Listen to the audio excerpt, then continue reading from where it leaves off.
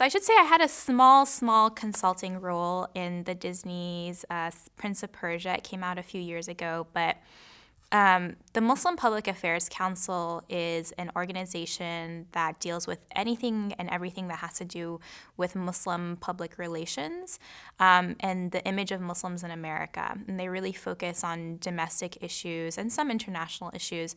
So they're kind of the voice for Muslims in the United States, and they're speaking out against bigots and Islamophobes who come out and say, Islam promotes violence and Islam promotes terrorism, which is really not true. So they're kind of a group of people that have come out in the media, and they do interviews and they write op-eds, and they're doing really great work in trying to reshape the image of Muslims in this world, in this post 9/11 world. So the Hollywood Bureau is really focused on content that's coming out of traditional Hollywood. So that's films, television, digital content, even music.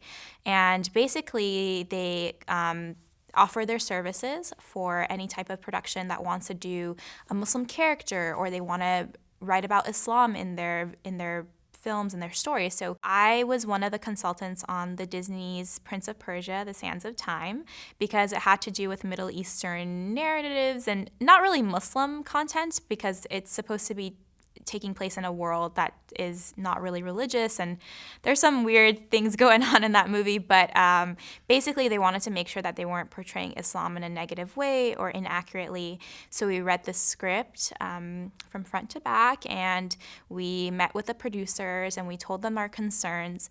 And sometimes Hollywood industry people, they don't take our opinions very seriously. They kind of, they'll take it with a grain of salt, and they'll say, well, we'll incorporate this or we won't incorporate this.